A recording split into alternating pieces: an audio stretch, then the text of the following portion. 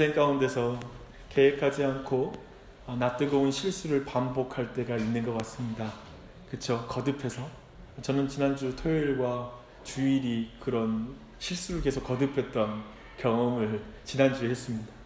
그러나 인생 중에는 계획하지 않았지만 여러 가지 의미 있는 일이 딱딱 맞아떨어질 때가 있는 것 같습니다. 사실 지난 주일까지 이번 주가 교회 4주년이 된 줄을 몰랐습니다. 그런데 감사하게도 2014년도 6월 1일날 교회가 개청 예배를 드렸거든요. 근데 오늘이 금연복음 집회가 있는 날이에요. 그래서 너무 감사했어요. 이 시간 모여서 같이 감사의 기도를 드리면 좋겠구나 라는 생각이 들었습니다. 그리고 이번 주일부터 또 NRP C데이라고 그래서 우리 교회 공동체의 날로 해가지고 좀 더 이제까지 했던 원래를 확장해서 공동체 전체가 서로를 기뻐하고 소개하고 서로 관계를 맺는 그런 시간으로 지키기로 했는데 참 2주년을 맞아서 이제 4주년 맞아서 참 의미 있는 시간이 되겠다라고 생각이 됩니다. 그리고 곧 체육대회가 있잖아요. 이름 붙이기 나름이라고 4주년 기념 체육대회라고 이름을 하면 금상첨화가 아닐 수가 없습니다. 그래서 독특하게 의미 부여하는 거 별로 좋아하지는 않지만 되게 이 시간이 하나님께서 주신 선물의 기간이라는 생각이 들었습니다. 오늘 저녁에 하나님께 우리가 감사의 기도를 드리는 그런 기도를 우리가 드렸으면 좋겠고요. 또 하나님 말씀에 따라서 우리가 기도할 때 하나님이 기뻐하실 줄 믿습니다. 아멘. 이런 날 밤에는 아멘이라 해도 주께서 심판하지 않으실까 생각합니다. 요즘 저는 우리 교회는 신명기 말씀을 묵상하고 있습니다. 신명기 11장까지 율법의 취지에 대해서 모세가 설교하는 부분입니다. 근데 이제 12장부터는 율법의 구체적인 내용이 무엇인지를 우리에게 말해주고 있습니다. 근데 12장부터의 내용의 그 주제를 한마디로 말하면 이거예요. 애굽 나라와 다른 가나안 땅에 세워질 하나님 나라의 정체성, 하나님의 백성의 정체성에 따른 삶, 이게 이 모든 내용의 핵심적인 주제입니다. 그 정체성 중에 여러 가지가 있겠지만 저는 오늘 본문 앞에 15장에 나오는 한 내용을 여러분에게 소개해드리고 오늘 본문 말씀을 짧게 살펴보려고 합니다. 하나님은 하나님 나라에서 하나님의 백성은 매 7년의 끝에는 빚을 탕감하라고 15장에서 명령하고 있습니다. 그리고 동족 중에서 종이 된 자는 또한 그들 또한도 노예에서 종에서 해방시켜주라고 명령하고 요구하고 있습니다. 빚을 탕감하고 소유인 종을 해방하는 것은 오늘날의 우리의 상식에도 너무나 혁신적인 그리고 놀라운 사회를 뒤집는 그런 명령이 아닙니까? 이런 복지 정책을 가진 나라는 전 세계에 없을 거예요. 7년마다 빚을 탕감해줘라. 이런 법이 있으면 너무 좋을 것 같아요. 빚 지신 분들은. 그렇죠? 근데 여기에서 가장 주목해 봐야 될 것은 뭐냐면 당시의 고대 근동에 저 가나안 땅에 어떤 나라도 그때 모든 나라마다 빚을 지면 끝까지 빚을 받아내는 나라이고요. 못 갚으면 종이 되는 나라가 이방인의 나라인 거예요. 그들에게 회복의 기회를 주기는커녕 영속적인 종으로 삼아버린 나라가 그 당시에 이방 나라였어요. 그 상황 가운데 이 명령은 상상할 수 없는 명령인 것이죠. 지금도 놀라운 명령이지만 그 당시에는 사람들은 상상할 수 없는 하나님이 다스리는 나라만 보여줄 수 있는 아름다운 모습이 바로 이 장면인 것입니다. 돈 문제에 민감한 자본주의를 사는 우리에게도 이 명령은 매우 혁명적이죠. 도저히 지킬 수 없을 것 같은 명령입니다. 그런 의미에서 이 명령을 지킬 수 있는 능력이 필요해요. 왜냐하면 오늘날 교회 또한도 저 세상 사람들과 다른 재정관과 가치관을 가지고 교회가 교회답게 되어야 되기 때문에 그렇습니다. 그렇다면 우리에게 필요한 건 뭐냐면 능력이에요. 우리가 몰라서 교회를 교회되지 못하게 하는 게 아니잖아요. 우리에게 능력이 없잖아요. 순종할 수 있는 그 능력이 우리에게 없잖아요. 그것도 지속적으로 그 일을 행할 수 있는 능력은 우리에게 없다는 사실을 우리가 말씀에서 깨닫게 됩니다. 그런 의미에서 이것을 지킬 수 있게 해주는 명령이 오늘 말씀이에요.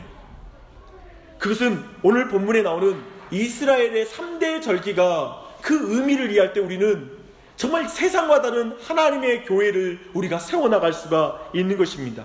그래서 3대 절기의 의미를 통해서 이스라엘은 사회 안에서 지극히 작은 자 하나를 향한 관대함과 너그러움과 희생과 그리고 그 나눔의 삶을 구체적으로 실천할 수 있는 능력을 받은 거예요. 그래서 오늘은 이 말씀의 의미를 함께 살펴보려고 합니다. 저는 이 말씀을 통해서 우리 안에 정말 이 4주년을 맞았는데요, 역사와 전통이 있는 4주년. 근데 그 연수를 잘아가는 게 문제가 아닌 거예요. 교회는 교회다워야 되는 거예요. 우리가 그저 세월이 간 거에 대해서 우리가 자신이 아니라 세월이 간 만큼 교회가 교회다워지는 그 능력이 필요한 거예요. 그래서 오늘 말씀 가운데 우리가 기도하고 그 말씀을 간구할 때 하나님 우리에게 분명히 큰 은혜를 주실 줄 믿습니다. 오늘 말씀에서 우리가 살펴볼 3대 이스라엘 절기는 유월절, 77절, 초막절입니다. 먼저 유월절이 1절부터 8절까지 다루고 있어요. 유월절은 우리가 다 알다시피 이스라엘 백성을 애굽에서 출애굽시킬 때 저 바로의 손에서 구원해 주심으로 말미암아 그 해방을 기억하는 그 절기가 유월절입니다. 어떻게 그 해방을 기억하는지 그 방법을 한번 볼 필요가 있어요. 유월절은 7일간의 무교절과 연결이 되어 있습니다. 이때 누룩을 넣지 않은 무교병을 먹어야 돼요. 근데 이 무교병의 의미는 뭐냐면 유교병이 부풀기를 기다릴 수 없을 정도로 급하게 그들이 출애굽하였기 때문에 이걸 고난의 떡이라고 부르기도 합니다. 그리고 이 누룩의 영적인 의미가 뭐냐면 부패함과 죄의 부분을 이 누룩 가운데 상징하기도 합니다. 그래서 그것이 제거돼야 되는 거예요. 우리 안에 있는 죄와 그리고 우리 안에 부패함이 제거되는 것, 그것을 고난 가운데 그것이 제거된다는 걸 기억하는 게 이 무교병의 의미가 됩니다. 이스라엘은 이 고생의 떡을 통해서 죄의 제거와 어린 양의 피와 그 살을 통해서 애굽에서 종되었던 땅에서 해방되었다는 걸 기억하는 것, 그래서 하나님의 구원하심을 기억하는 게 바로 이 유월절의 핵심 메시지입니다. 네, 예수님은 놀랍게도 이 유월절의 떡과 포도주를 제자들에게 나눠주면서 성만찬을 제정하신 걸 보게 됩니다. 신약시대의 유월절을 만드신 거예요. 그래서 구약시대의 이스라엘도 그리고 신약시대의 교회도 유월절의 의미인 하나님의 구원하심을 기억해야 되는 것이죠.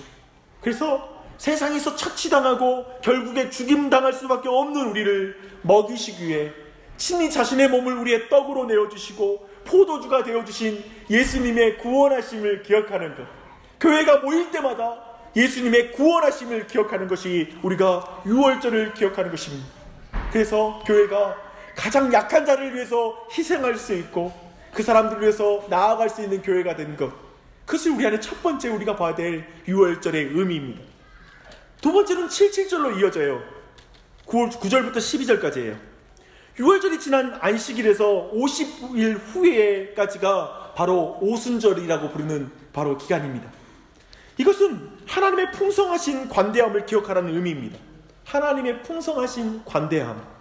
역사적으로 볼 때 모세가 시내산에서 율법을 받은 날로부터 이 오순절을 기념했습니다. 무슨 의미입니까? 그때는 하늘에서 만나가 내려서 이스라엘 백성에게 배를 채웠어요. 그걸 기념하는 거예요. 동시에 하나님의 율법의 말씀이 주어졌어요. 그 말씀으로 배가 채워지는 거예요. 그래서 그 하나님의 관대함이 드러나는 거예요. 그래서 그걸 기념하는 것이죠. 그러나 가나안에 정착하면서는 이때부터는 보리추수가 시작되는 거예요. 밀추수가, 그래서 이 77절은 보리추수가 시작되고 그리고 밀추수가 끝나기까지의 그 기간을 말하기도 합니다. 이 절기에는 자녀와 노비와 성중에 거하는 레위인과 객과 고아와 과부가 함께 식탁에 앉아야 돼요. 6월절의 구원 이후에 그 백성을 먹이시고 입히시고 회복하시는 장면을 한번 상상해 보십시오. 그 장면인 거죠. 77절 안에. 그것도 모든 사회의 약자까지도 포함시키는 식탁이 벌어지는 거예요. 이것은 하나님이 주신 풍성함과 은혜의 복을 나누는 것이 이스라엘 백성이다, 교회다라는 의미를 가지고 있습니다. 이것이 그대로 성취되는 것이 룻기입니다. 나오미와 룻이 베들레헴에서 다시 돌아올 때 지금 그때 베들레헴은 보리를 추수할 때라고 말하고 있습니다. 그때 나오미와 룻을 회복시키는 구원자가 누구인가요? 보아스이죠. 그는 하나님을 떠난 비참한 죄인을 향한 하나님의 관대함을 넉넉하게 드러낸 사람으로 그 자리에 서 있잖아요. 그는 77절이 뭔지 아는 사람인 거예요. 그 의미가 뭔지 아는 사람으로서 관대함을 베푸는 거예요. 하나님의 관대함을 먼저 맛본 자로 보아스는 서 있어요. 그렇기 때문에 다른 사람이 하나님의 관대함을 맛보게 도와주는 것입니다. 우리는 교회에서 매 주일마다 하나님의 관대함, 참된 보아스이신 예수 그리스도의 관대함을 맛봐야 돼요. 오늘 기도회를 통해서 하나님의 관대함을 우리가 맛봐야 돼요. 그때에만이, 그 관대함을 맛본 사람만이 지속적으로 빚진 자의 빚을 탕감해주고 저 종들을 해방시키는 그 능력 있는 삶을 살게 된다는 것이죠. 그게 이 의도인 것입니다. 그리고 마지막 세 번째로는 초막절, 곧 수장절입니다. 13절로 15절까지 다룹니다. 이는 하나님의 신실하심을 기억하라는 의미의 절기예요. 하나님의 신실하심. 이 절기는 오늘날의 추수감사절과 같은 절기입니다. 축제예요. 그리고 77절과 마찬가지로 성중의 모든 사람들과 함께 식탁을 베푸는, 식탁을 위해서 함께 먹는 축제이기도 합니다. 이렇게 하나님의 신실함을 경험하는 사람만이 지속적으로 빚진 자와 그리고 종과 같은 약자들을 향한 하나님의 자유의 법을 계속 실천할 수 있는 능력이 있다는 거예요. 그래서 교회답게 될 수 있다는 거예요. 이게 이 말씀 전체의 대략입니다. 그렇다면 이 3대 절기는 우리에게 어떤 의미일까요?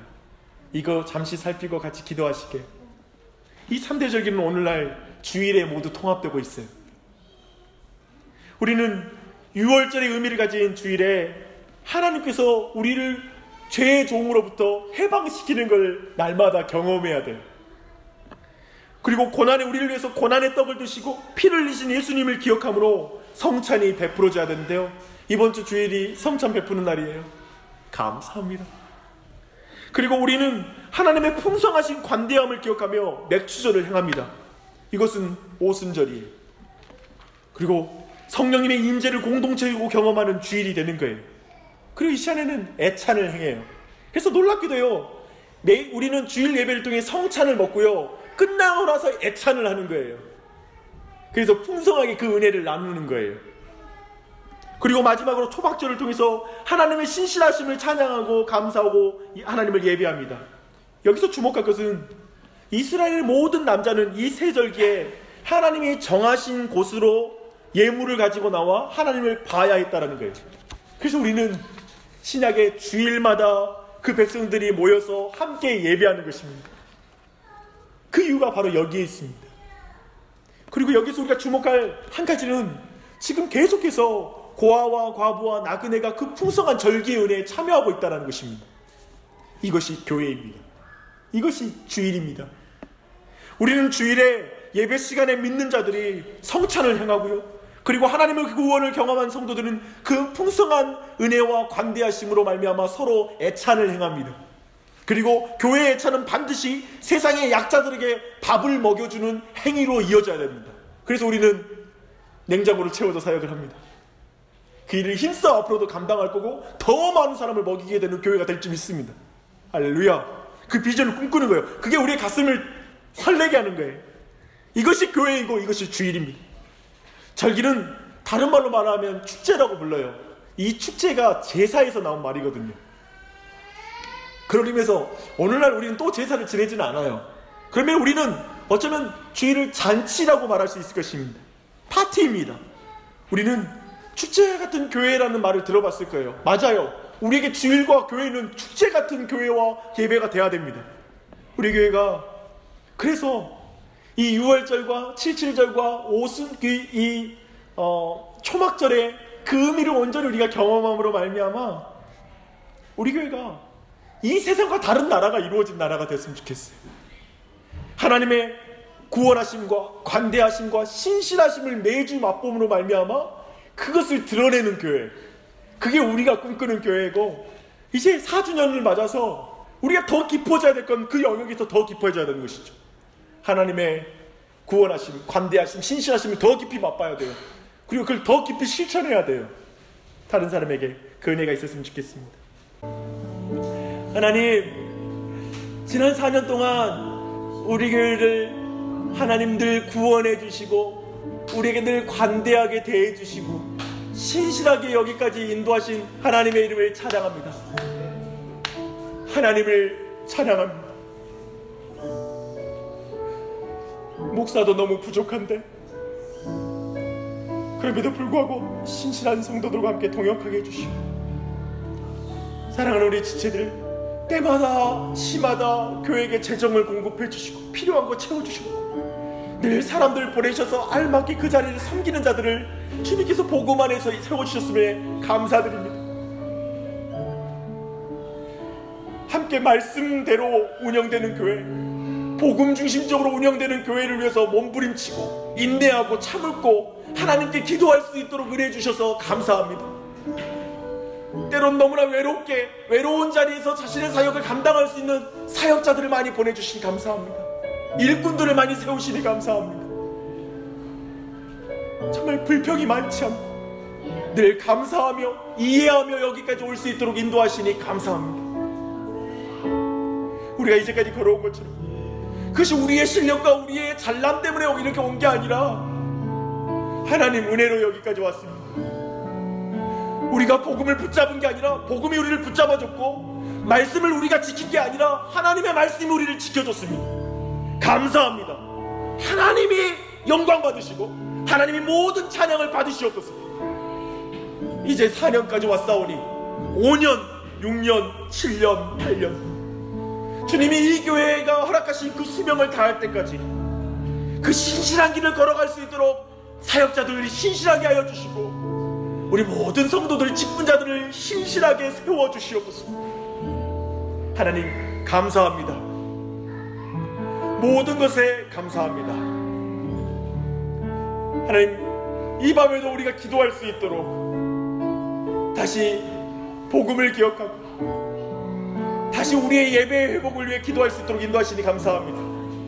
각자 하나님이 주신 그 말씀들을 기억하며 하나님의 구원하심을 맛보는 애가 있게 해주시고 주의 관대하심을 더 깊이 맛보게 해주시고 신실하심을 더욱 깊이 깨닫도록 역사하여 주시옵소서.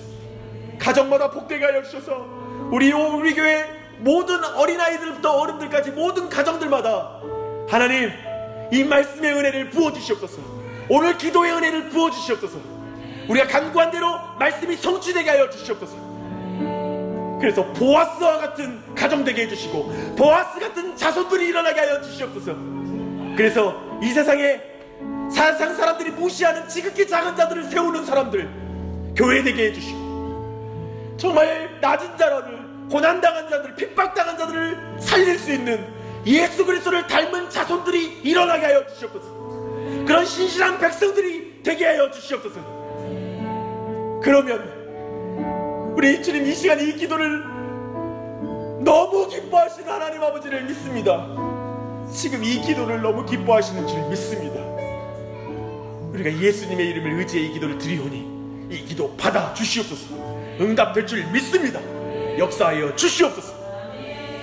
하나님 이 시간 잠시 각자들마다 개인의 기도를 드립니다. 잠시 눈을 감고 생각하며 교회로 인도하신 하나님을 기억하며 감사의 기도를 드리게 해주시고 이제 어떻게 신자의 삶을 살아가야 될지 교회와 함께 신앙할지를 생각하는 가운데 하나님의 뜻을 알려주시고 한 걸음 한 걸음 지도해 주시옵소서. 모든 것에 감사드리며 예수님의 이름 받들어 기도드립니다. 아멘. 주님 감사합니다.